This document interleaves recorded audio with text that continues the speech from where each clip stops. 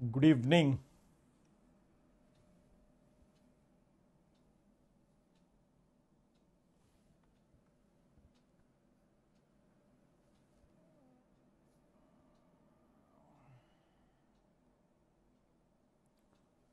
बेटा audio video clear है एकदम? हाँ जी, ऑडियो वीडियो क्लियर।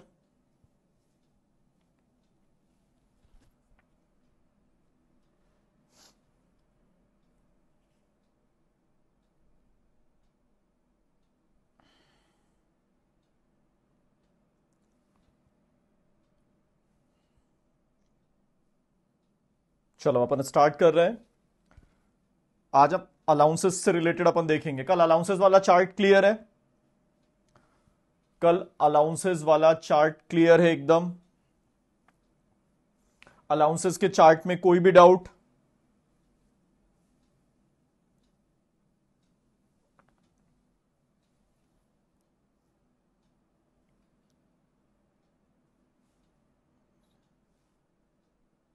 भाई अलाउंसेस के चार्ट में आपको कोई भी डाउट? चलो आज अपन सबसे इंपॉर्टेंट देख रहे हैं, that is allowances.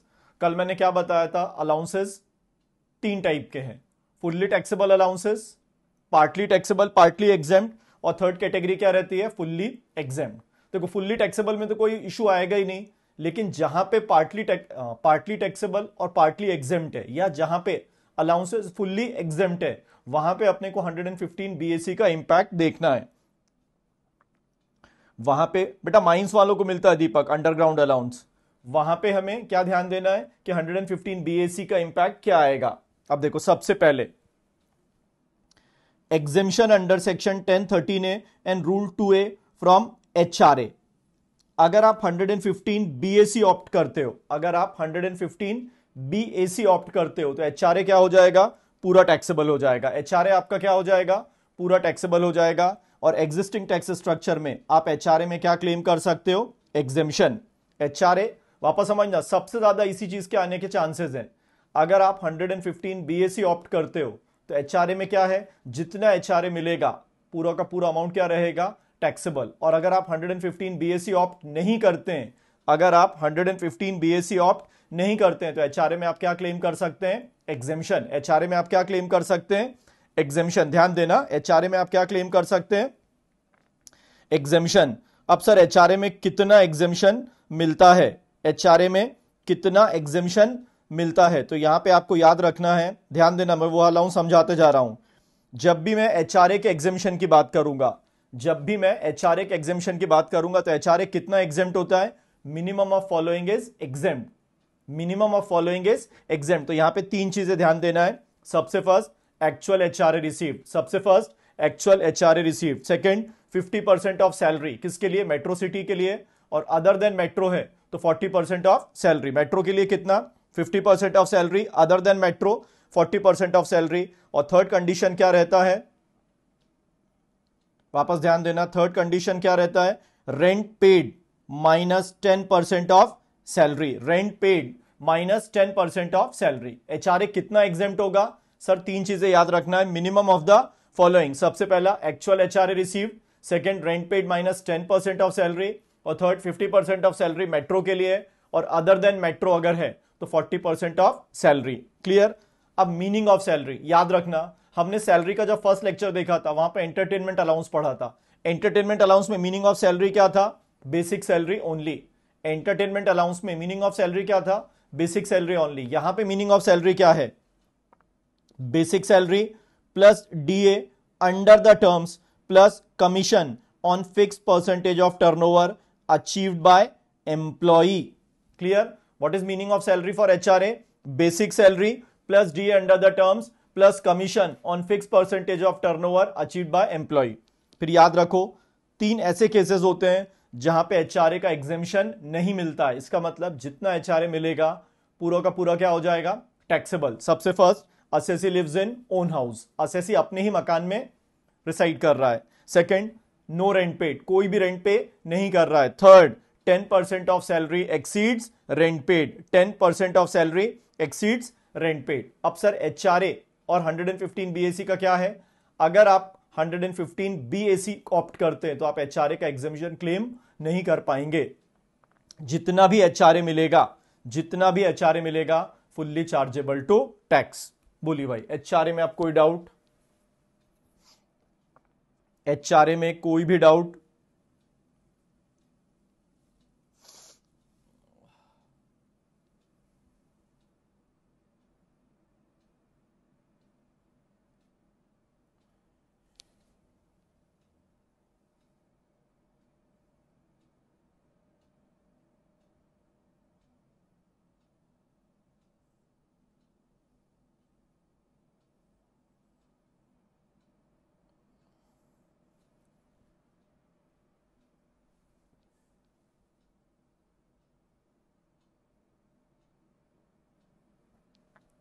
Clear HRA?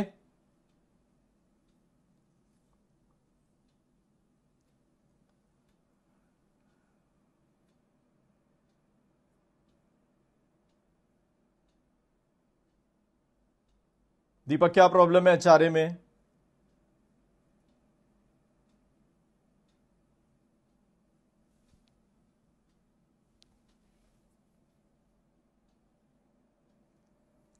HRA कितना एग्जेम्प्ट रहेगा? Minimum of the following. सबसे फर्स्ट, एक्चुअल HRA रिसीव कितना मिल रहा है। सेकंड, 50% ऑफ सैलरी मेट्रो के लिए, other than metro 40%। Meaning of salary, rent paid minus 10% of salary. जितना आप रेंट पे कर रहे हैं उसमें से कितना माइनस करना है? 10% ऑफ सैलरी। इन तीनों में से जो मिनिमम रहेगा वो क्या हो जाएगा? Exempt. Clear? Meaning of salary, entertainment allowance में क्या था? Basic salary only. HRA में मीनिंग ऑफ सैलरी क्या है? Basic salary plus D under the terms plus commission on fix percentage of turnover achieved by employee. याद रखना meaning of salary. ऐसे 3 cases बताइए जहां पे HRA का एग्जेम्पशन आप क्लेम नहीं कर सकते। ऐसे 3 केसेस जहां पे HRA का एग्जेम्पशन क्लेम नहीं कर सकते। सबसे first, assessee lives in own house, second no rent paid, और थर्ड 10% ऑफ सैलरी किससे ज्यादा है? रेंट पेड को एक्सीड करता है। 10% of salary exceeds rent paid, तो HRA का एग्जेम्पशन नहीं मिलता। जितना HRA मिलेगा पूरा का पूरा HRA क्या हो जाएगा? टैक्सेबल। सर अब इसको रिलेट करते हैं अपन 115 BAC। अगर असेसी 115 BAC ऑप्ट करता है, अगर असेसी 115 BAC ऑप्ट करता है, वापस सुनना, अगर असेसी 115 BAC ऑप्ट करता है तो HRA का एग्जेम्पशन क्लेम नहीं कर सकता। जितना HRA मिलेगा fully chargeable to tax. Clear?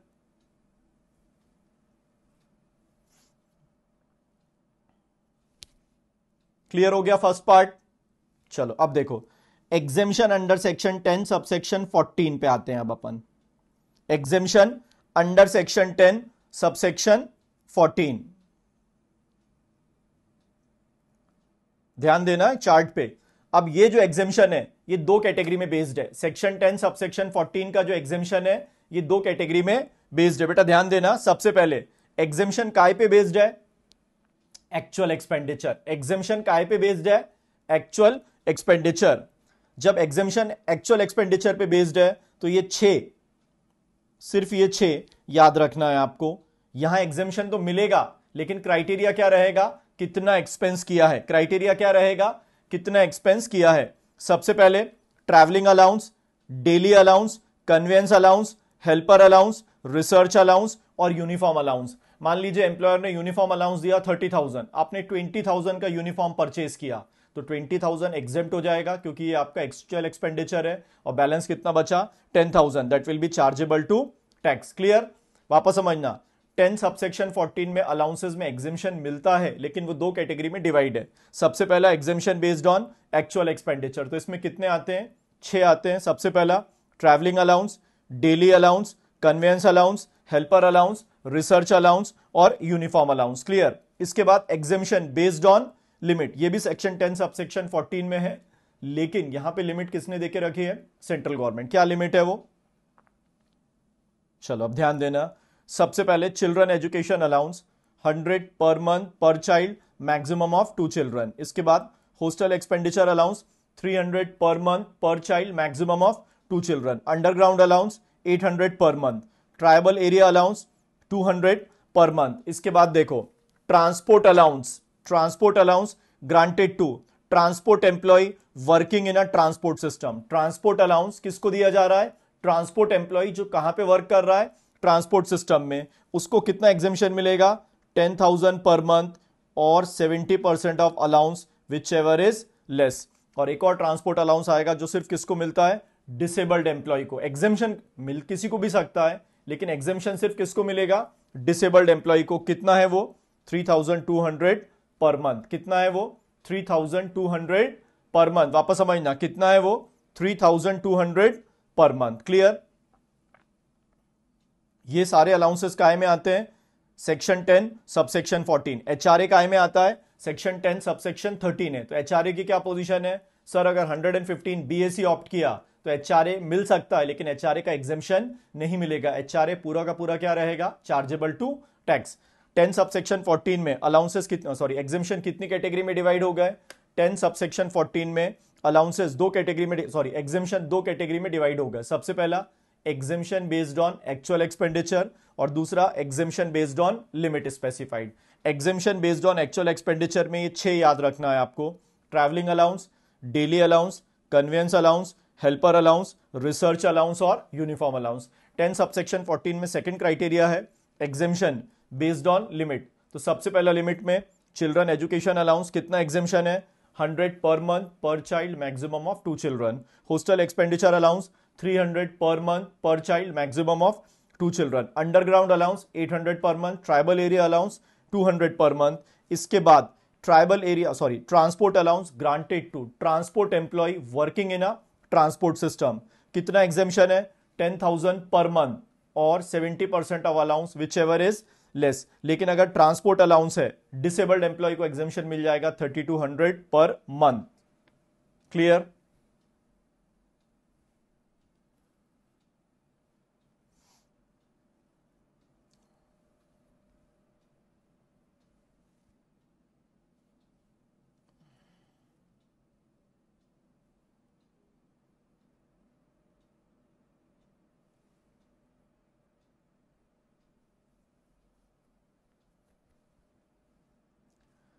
चलो अब देखो 10 सबसेक्शन 14 में ट्रैवलिंग अलाउंस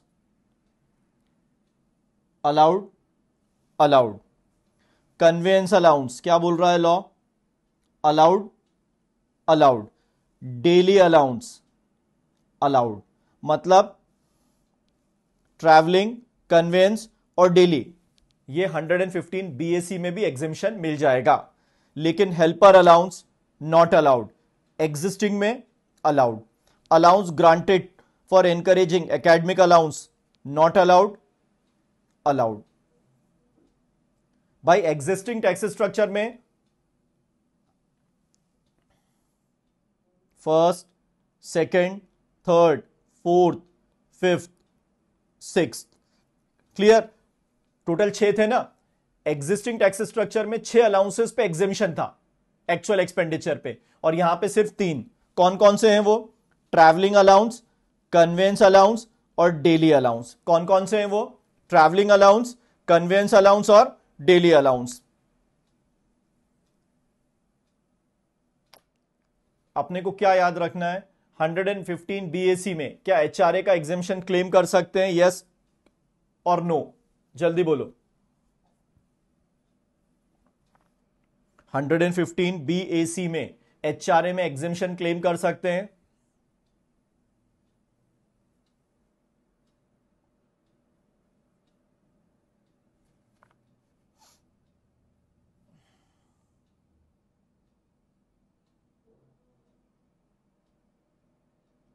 क्लियर? 115 बीएसी में सिर्फ 3 अलाउंसेस का आपको एग्जेम्पशन याद रखना है जहां पे एग्जेम्पशन अवेलेबल है। पहला कौन सा हो गया? Travelling allowance. सेकंड कौन सा हो गया? Convince allowance. और थर्ड कौन सा हो गया? Daily allowance. याद रखना, इस पे 100% आपको एमसीक्यू मिलेगा। 115 बीएसी में एचआरए पे कोई भी एग्जेम्पशन एप्लीकेबल नहीं है। जितना एचआरए मिलेगा फुल्ली चार्जेबल टू टैक्स, लेकिन आप 3 अलाउंसेस में एग्जेम्पशन क्लेम कर सकते हैं। कौन कौन से? ट्रैवलिंग अलाउंस, कन्वेंस अलाउंस और daily allowance. Clear?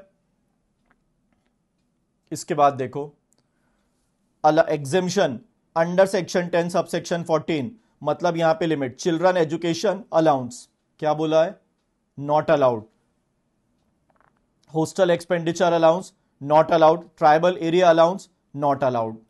Clear? Transport allowance to handicapped oblique deaf oblique dumb blind employee कितना था, 3200 पर मंथ. सर ये दोनों जगह क्या है, अलाउड है, ये दोनों जगह क्या है, अलाउड. इसके बाद transport allowance to other than above employee, कोई एग्जेम्पशन नहीं है, दोनों जगह कोई एग्जेम्पशन नहीं. वो पहले था 1600 पर मंथ वाला, बहुत दो एक साल पहले, अब उसे विड्रॉ कर लिया गया है. तो सर अपने को याद क्या रखना है, 115 BAC में सबसे पहले 115 BAC अगर आप करते हो, सबसे main no exemption of HRA. 115 BAC अगर ऑप्ट करते हो तो आपको HRA का कोई भी एग्जेम्पशन नहीं मिलेगा. आपको किस चीज का एग्जेम्पशन नहीं मिलेगा, HRA का. आप सिर्फ किसका एग्जेम्पशन क्लेम कर सकते हो, travelling allowance, conveyance allowance, daily allowance. इसके बाद transport allowance to handicapped deaf dumb blind employee. इसके अलावा आपको कोई भी एग्जेम्पशन अलाउ नहीं है. क्लियर? आपको कंपैरेटिव ही याद करना पड़ेगा, और ये याद होगा तो ही आपसे प्रैक्टिकल क्वेश्चंस प्रॉपर सॉल्व होंगे. तो ये हमारा पूरा अलाउंसेस का पार्ट हो गया. बोलो अब अलाउंसेस में कोई डाउट, सर अलाउंसेस में कोई भी डाउट?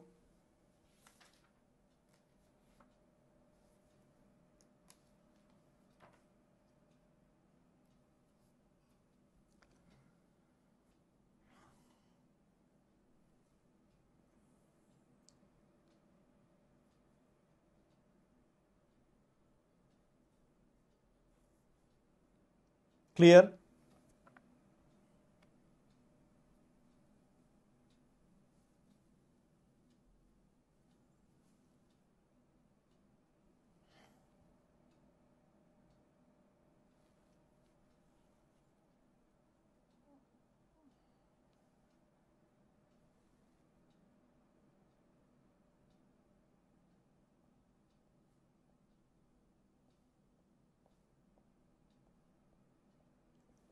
प्रेरणा क्वेश्चन बता रहा हूं, रुक जाओ 2 मिनट.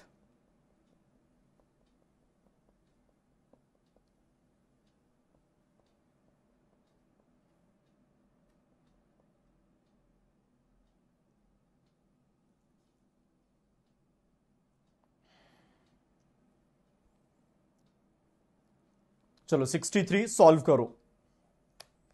Problem number 63.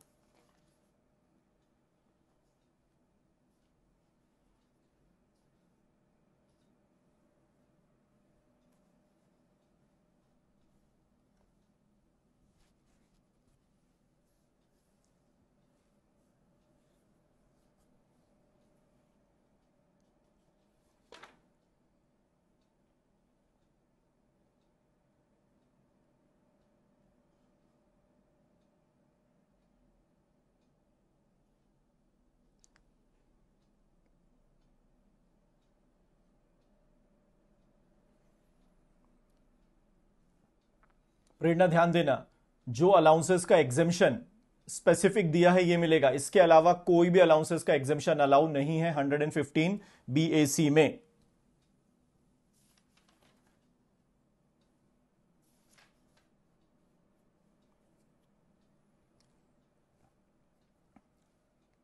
चलो प्रॉब्लम नंबर 63.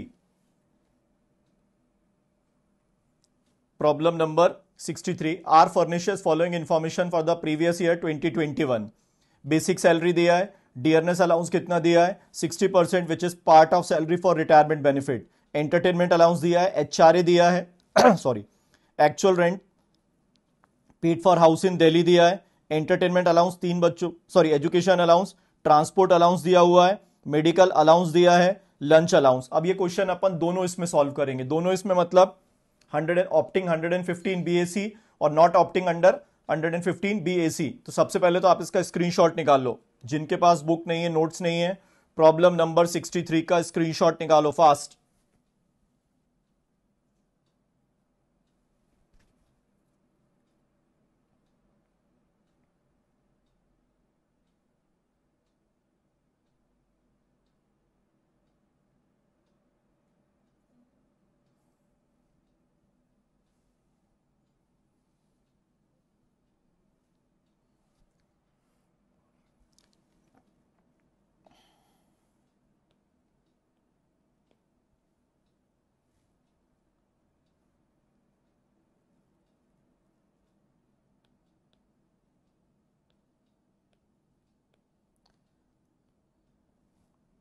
एक कॉलम मैंने एग्जिस्टिंग और एक column 115 BAC।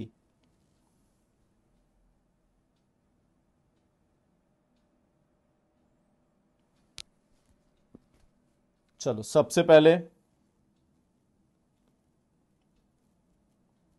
Basic salary. Basic salary कितनी है? 15,000।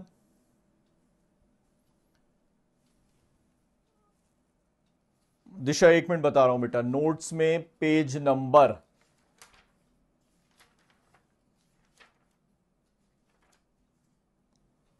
4.17। दिशा नोट्स में page number 4.17, question number 63, page number 4.17।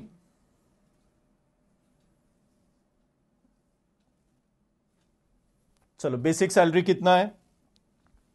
15,000 per month, 1,80,000। पहले अपन नॉर्मल कैलकुलेशन करते हैं, इसके बाद क्वेश्चन में क्या दिया है? डीए। डीए कितना है? 6,000 पर मंथ। तो आपका डीए कितना आ गया? 72,000। थर्ड क्या दिया है?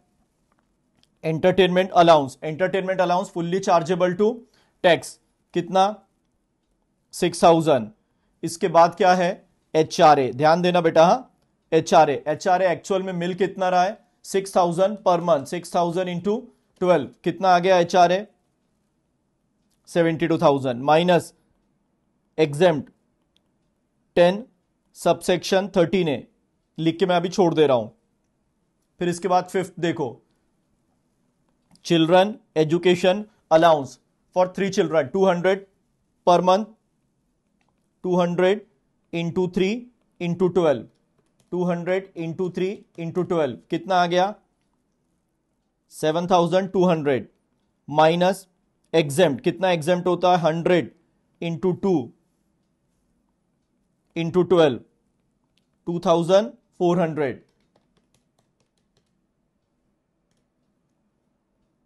4,800। फिर इसके बाद क्या दिया है क्वेश्चन में? Transport allowance. Sir transport allowance कितना है? 2,400 पर मंथ, फुल्ली टैक्सेबल क्योंकि एम्प्लॉय ब्लाइंड नहीं है। 28,800।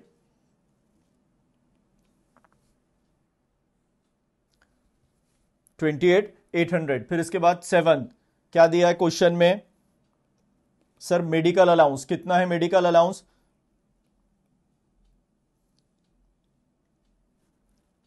12,000 फुल्ली चार्जेबल टू टैक्स। फिर इसके बाद लंच अलाउंस, मैंने आपको कल बताया था ना, ये सारे अलाउंसेस क्या रहते हैं? Fully chargeable to tax. यहां मेरा क्या आएगा? Gross salary. यहां मेरा क्या आएगा? Gross salary minus deduction under section 16। 3 deduction है सैलरी में, standard deduction, entertainment allowance, professional tax. भाई एंटरटेनमेंट अलाउंस नील, कोई डिडक्शन नहीं। प्रोफेशनल टैक्स कोई डिडक्शन नहीं। Standard deduction 50,000। अब ध्यान देना, अब मुझे सबसे पहले क्या निकालना है? एचआरए का एग्जेम्पशन। अब मुझे सबसे पहले क्या निकालना है? एचआरए। तो सर हमने एचआरए में क्या पढ़ा था? एचआरए में हमने पढ़ा था मिनिमम ऑफ फॉलोइंग। शॉर्ट में बता रहा हूं, एक्चुअल एचआरए। सक्षम एक मिनट, एक्चुअल एचआरए कितना मिल रहा है? जल्दी बोलो, actual HRA 72,000। Second, rent paid minus 10% of salary. Rent paid कितना है?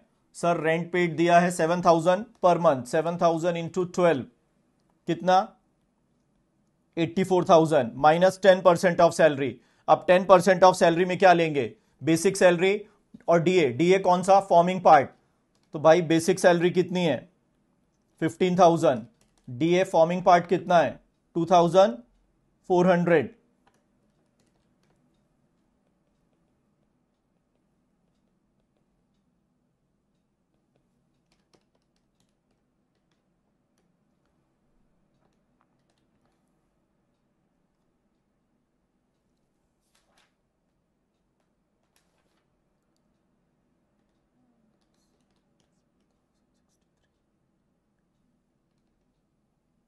एक मिनट।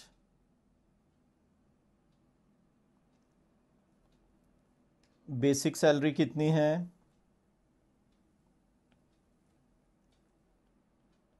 डीए फॉर्मिंग पार्ट कितना है? 60%। 72,000 इंटू 60%, 43,200। कमीशन तो है नहीं। 2,23,200 का 10%, 223,20।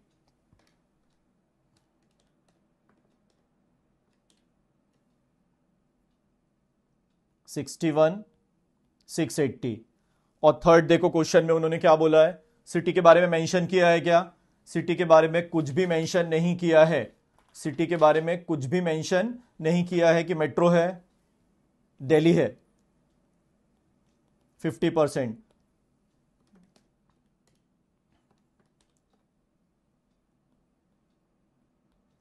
तो सर सबसे कम क्या है? 61,680। अरे बाबा, एंटरटेनमेंट अलाउंस मिल रहा है निहार। एंटरटेनमेंट अलाउंस जितना मिलता है फुल्ली वो प्रोफेशनल टैक्स वाला फंडा था।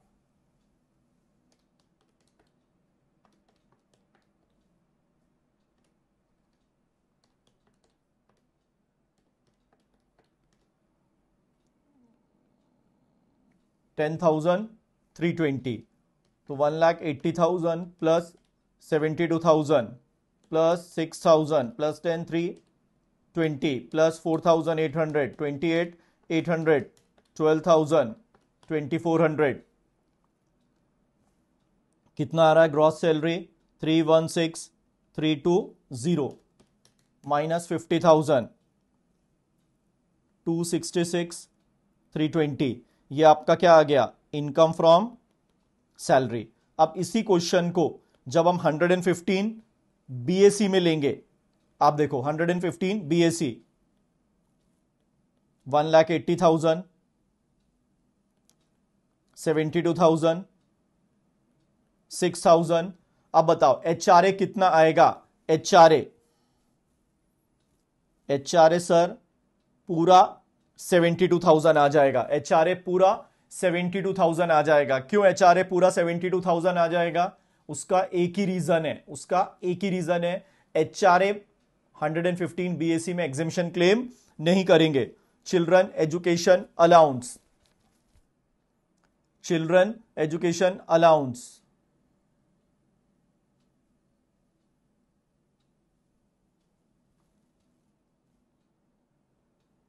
Travelling allowance, medical allowance, lunch allowance.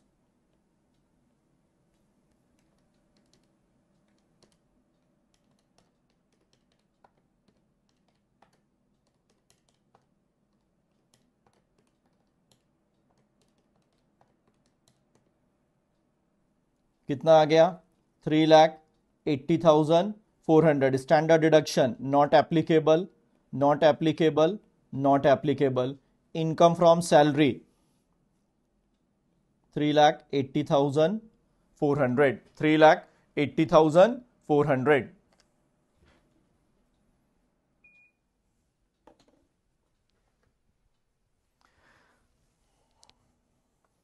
Clear? अब फर्क समझ में आया?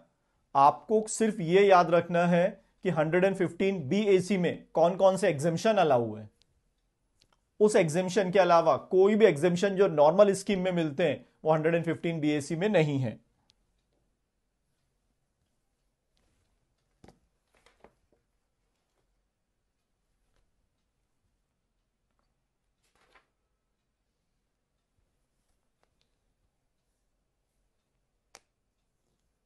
क्लियर?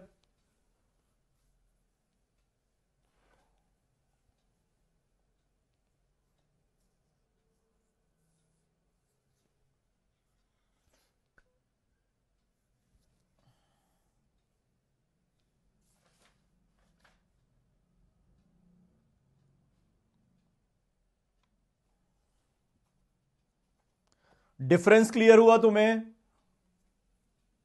दृष्टिपक, देखो मैं फिर बोल रहा हूं, एग्जाम में यही चीज अपने को वापस कंफ्यूज करेगी।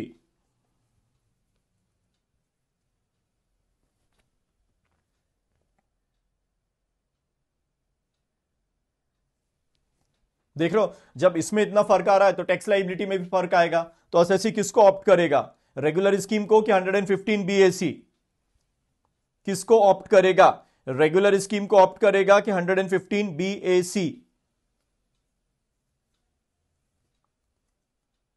चलो यहां पे कंक्लूजन बताओ, एसएससी को क्या ऑप्ट करना चाहिए, एग्जिस्टिंग टैक्स स्ट्रक्चर कि 115 बीएसी?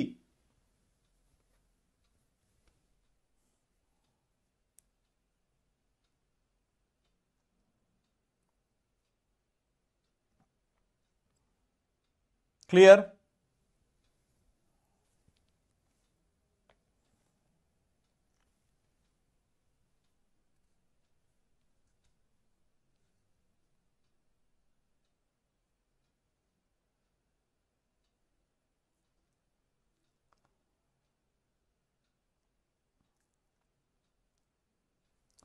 चलिए अब आप होमवर्क नोट करो। अगर आपके पास मेरे नोट्स हैं तो आप इसमें से क्वेश्चन सॉल्व करिए, और अगर ये नहीं है तो जिस नोट से भी आप पढ़ रहे हैं उसमें से अलाउंसेस से रिलेटेड सारे क्वेश्चंस, मतलब अगर आप मेरे ये वाले नोट्स यूज कर रहे हैं 60, 61, 62 और इसके बाद 64 से लेकर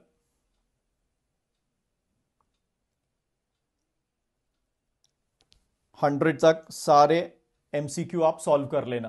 100 से तक सारे एमसीक्यू सॉल्व कर लेना। वापस बोल रहा हूं, अगर आपने अभी तक मेरे नोट से नहीं पढ़ा है तो आप जिस टीचर के भी नोट से पढ़ रहे हैं उसमें अलाउंसेस के क्वेश्चंस दिए होंगे, वो सारे क्वेश्चंस कंप्लीट कर लेना। क्लियर? और एक कंपैरेटिव चार्ट याद रखो कि 115 बीएससी में क्या पोजीशन है। क्लियर?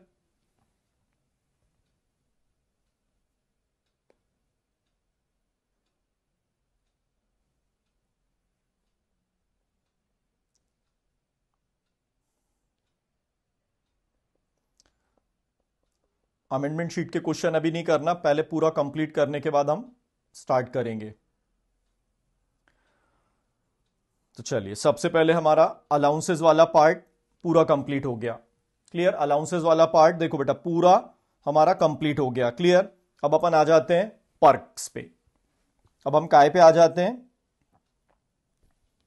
पर्क। ध्यान देना, अब हम काय पे आ रहे हैं, पर्क पे। अब डिडक्शंस भी मैंने पूरे बता दिए, तो आज अपन पर्क स्टार्ट कर रहे हैं। कल तो लेक्चर नहीं रहेगा, मंडे अपन पर्क कंप्लीट कर लेंगे। पर्क में टाइम लगेगा क्योंकि प्रोविडेंट फंड में अच्छा खासा एडजस्टमेंट है। चलो, section 17 subsection 2, section 17 subsection 2, meaning of perk. In simple word, perks are benefits और facilities provided by employer to his employ in addition to the normal salary. मतलब सैलरी के अलावा कई सारे बेनिफिट्स एम्प्लॉयर जो एम्प्लॉय को देता है, that is called perk. Clear? अब पर्क में क्या क्या आता है ये काफी वास्ट है, और पर्क अपन बहुत अच्छे से करेंगे क्योंकि इस पे भी क्वेश्चंस मिलेंगे। अलाउंसेस इजी थे, पर्क में थोड़ा सा आपको एफर्ट्स लेना पड़ेगा।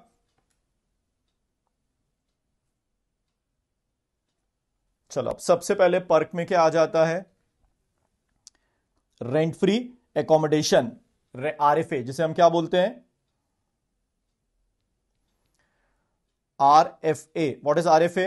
Rent free accommodation. और दूसरा क्या आ जाता है, rent free accommodation at concessional rate. ध्यान देना, एक क्या है, रेंट फ्री एकोमोडेशन। एक क्या है, रेंट फ्री एकोमोडेशन, मतलब एम्प्लॉयर एम्प्लॉय को एकोमोडेशन दे रहा है और कुछ भी चार्ज नहीं कर रहा है। और दूसरा क्या है, rent free accommodation at concessional rate. क्या फर्क है दोनों में, रेंट फ्री एकोमोडेशन और rent free accommodation at concessional rate में क्या फर्क है, जल्दी बोलो।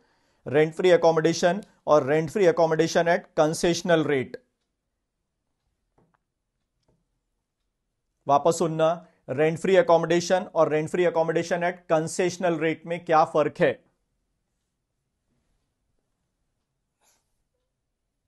रेंट फ्री अकोमोडेशन में एम्प्लॉयर एम्प्लॉय को अकोमोडेशन प्रोवाइड करता है, कुछ भी चार्ज नहीं करता। और rent free accommodation at concessional rate में एम्प्लॉयर एम्प्लॉय को अकोमोडेशन प्रोवाइड करता है लेकिन थोड़ा बहुत रेंट चार्ज करता है, इसीलिए वो क्या कहलाता है? Rent free accommodation at concessional rate. इसीलिए वो क्या कहलाता है? Rent free accommodation at concessional rate. Clear? तो आज मैं सिर्फ आपको ये दोनों टॉपिक कवर करा के दूंगा। Clear? First one is rent free accommodation और second one is rent free accommodation at concessional rate. First क्या हो गया? रेंट फ्री अकोमोडेशन और सेकंड क्या हो गया? Rent free accommodation at concessional rate. First क्या हो गया? रेंट फ्री अकोमोडेशन और सेकंड क्या हो गया? Rent free accommodation at concessional rate. Free में मकान दिया एम्प्लॉयर ने एम्प्लॉय को रहने के लिए, तो वो क्या कहलाएगा? Rent free accommodation. थोड़ा बहुत चार्ज कर रहा है तो वो क्या कहलाता है? Rent free accommodation at concessional rate.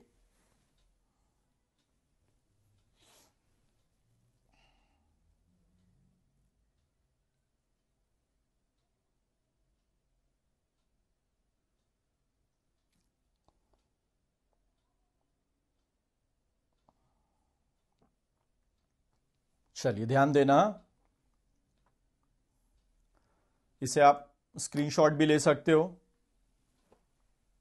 बाद में आप इसको नोट डाउन कर सकते हो। वापस ध्यान देना, सबसे फर्स्ट क्या हो गया? Rent free accommodation. Rent free accommodation कौन दे रहा है?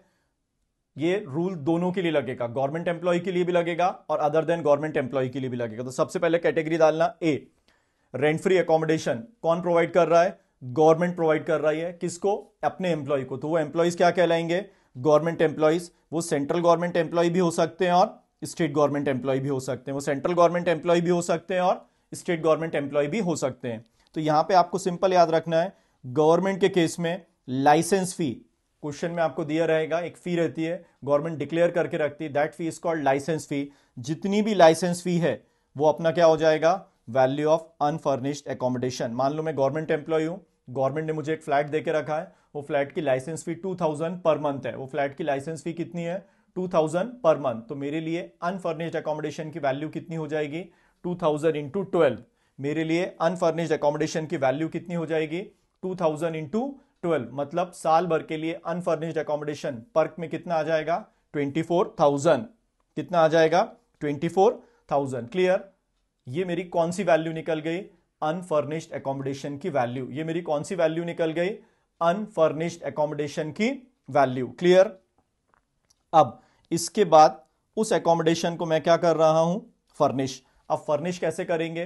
तो सिंपल है, एकोमोडेशन एम्प्लॉयर ने प्रोवाइड की तो फर्नीचर भी कौन दे रहा होगा? एम्प्लॉयर। एम्प्लॉयर फर्नीचर दो तरीके से दे सकता है। सबसे पहले जो असेट एम्प्लॉयर एम्प्लॉय को दे रहा है उसका ओनर कौन है? एम्प्लॉयर। उसका ओनर कौन है? एम्प्लॉयर। और यूज करने किसको दिया? एम्प्लॉय को। तब हम क्या लेके चलेंगे?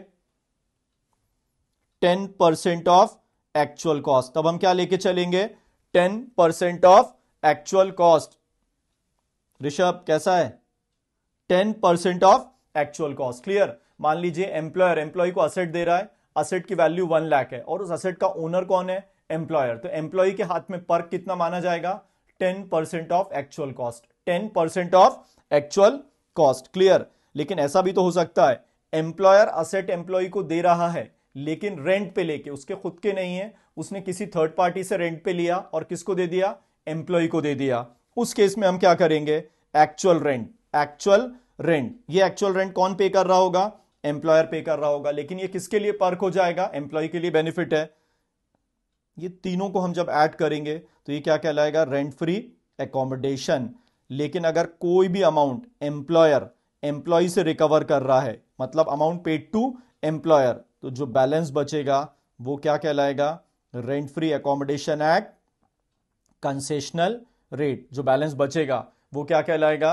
Rent free accommodation at concessional rate. और हमेशा याद रखना, फर्निश करने का मेथड सारे एम्प्लॉयज के लिए सेम रहेगा।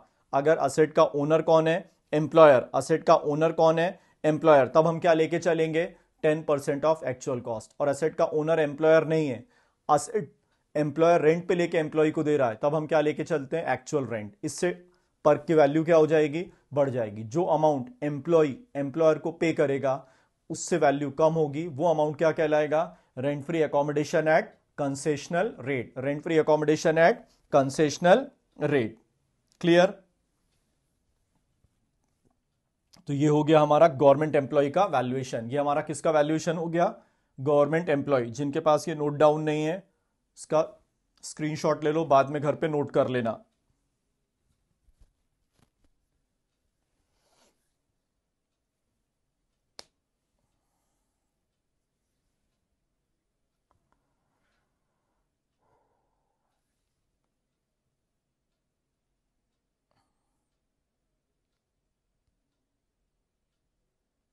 क्लियर।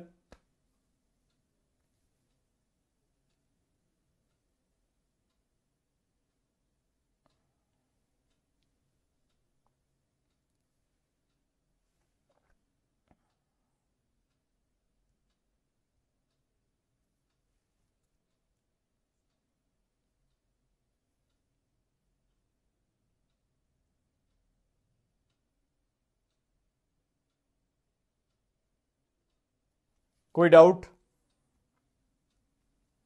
ये रूल लेकिन सिर्फ किसको लगेगा, सेंट्रल गवर्नमेंट एम्प्लॉय और स्टेट गवर्नमेंट एम्प्लॉय। सिर्फ क्वेश्चन में आपको क्या ढूंढना है, लाइसेंस फी। जो लाइसेंस फी है वही हमारी किस चीज की वैल्यू होगी, वैल्यू ऑफ अनफर्निश्ड एकोमोडेशन। इसको फर्निश कैसे करेंगे, तो सर फर्निश करने का मेथड सबके लिए सेम रहेगा। क्या है फर्निश करने का मेथड, अगर असेट का ओनर एम्प्लॉयर है, असेट का ओनर कौन है, एम्प्लॉयर, तब हम क्या लेके चलेंगे, 10% ऑफ एक्चुअल कॉस्ट। और असेट अगर टेकन ऑन रेंट है तो एक्चुअल रेंट जो अमाउंट आएगा ऐड करने के बाद लाइसेंस फी में, वो क्या कहलाएगा, rent free accommodation.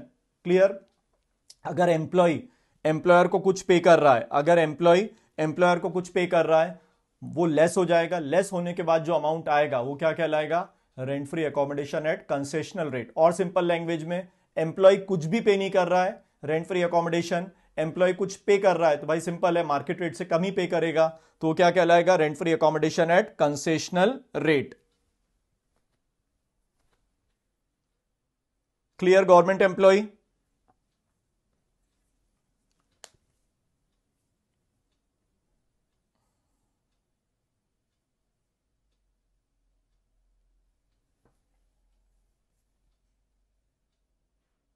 Government employee clear हुआ,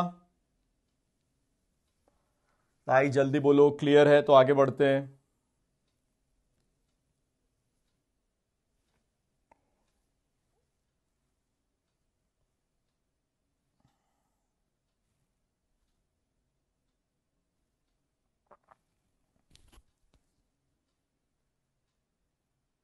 अब देखो, अब सेकंड कैटेगरी क्या आ गई, अदर्स। सेकंड कैटेगरी क्या आ गई, अदर्स। अदर्स मतलब जो एम्प्लॉय सेंट्रल गवर्नमेंट और स्टेट गवर्नमेंट एम्प्लॉय नहीं है, जो एम्प्लॉय सेंट्रल गवर्नमेंट और स्टेट गवर्नमेंट एम्प्लॉय नहीं है। तब यहां पे देखना है अपने को, एकोमोडेशन ओन्ड बाय एम्प्लॉयर, मतलब जो एकोमोडेशन एम्प्लॉयर एम्प्लॉय को दे रहा है उसका ओनर कौन है। उसका ओनर कौन हो सकता है, एम्प्लॉयर हो सकता है, या टेकन ऑन रेंट। रेंट पे कौन लेगा, एम्प्लॉयर रेंट पे लेगा, किसको रेंट देगा, एम्प्लॉय को। क्लियर।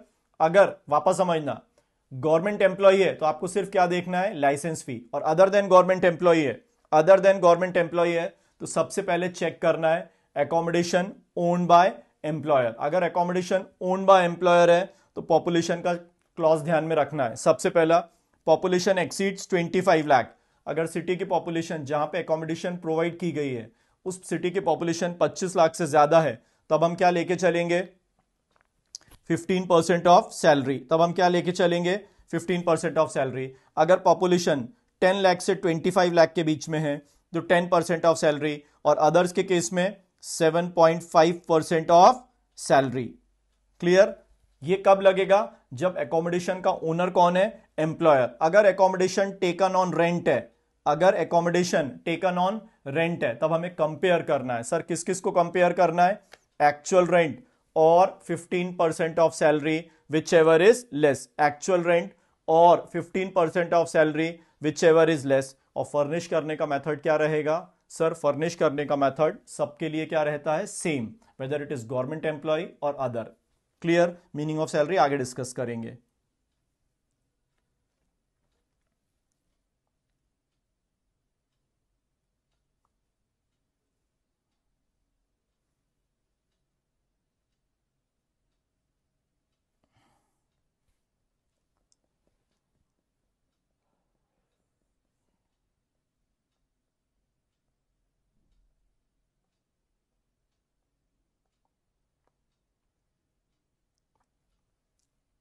चलो अब ध्यान देना,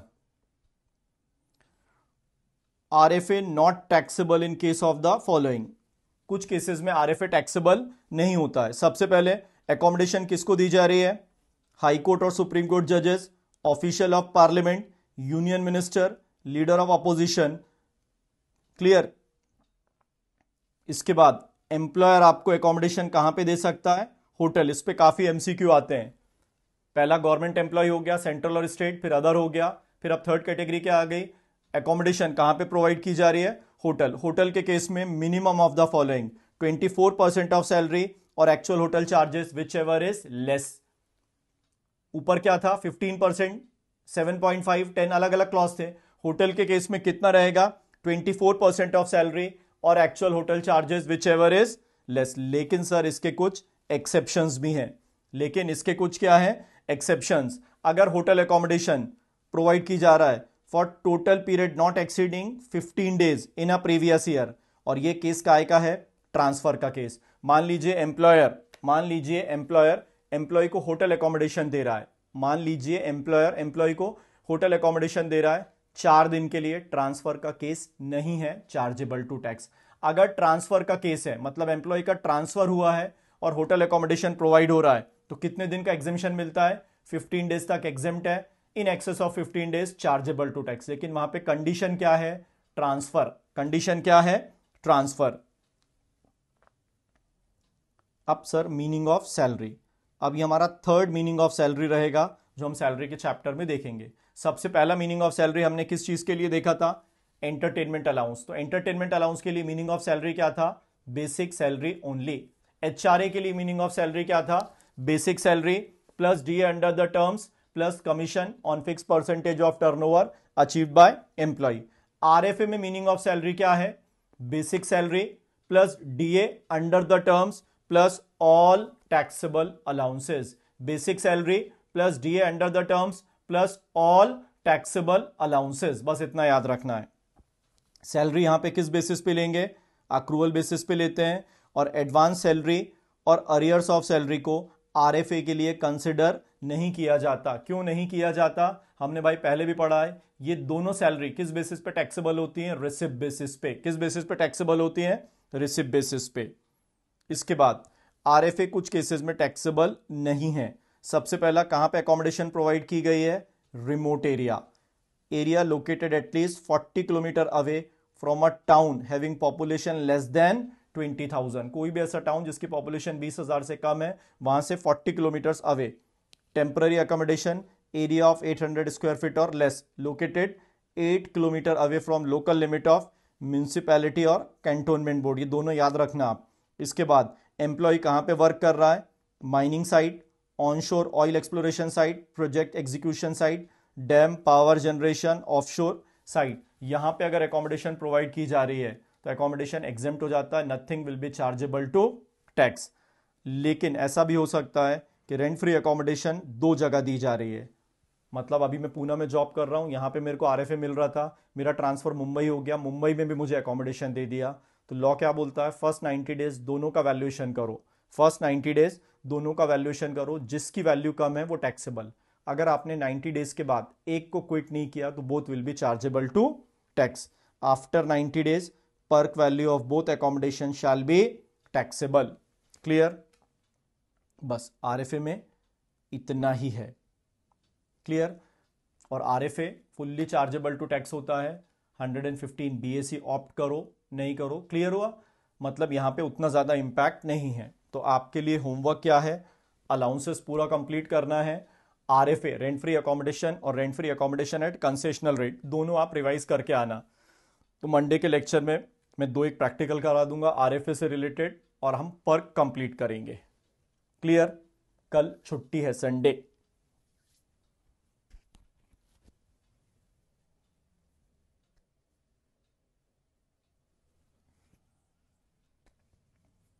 और सबसे मेन अलाउंसेस का वो जो पार्ट है किससे रिलेटेड बेटा? ये मिनिमम 2 से 3 बार पढ़ लेना तो आपको रिकॉल होगा, नहीं तो बाद में रिकॉल करने में बहुत ज्यादा दिक्कत जाएगी। क्लियर? क्योंकि यही एक ऐसा भूलने वाला है, बाकी उतना ज्यादा इंपैक्ट कहीं पे भी नहीं है।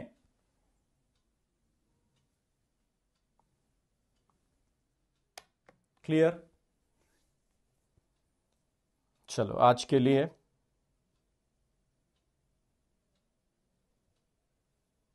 नहीं, मंडे लेक्चर रहेगा बेटा, मंडे लेक्चर रहेगा, संडे ऑफ है, मंडे लेक्चर रहेगा।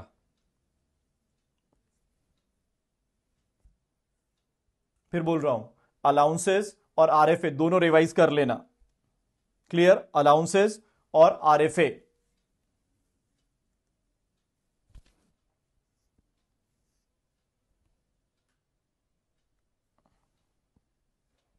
चलिए नेक्स्ट अब मंडे मिलेंगे।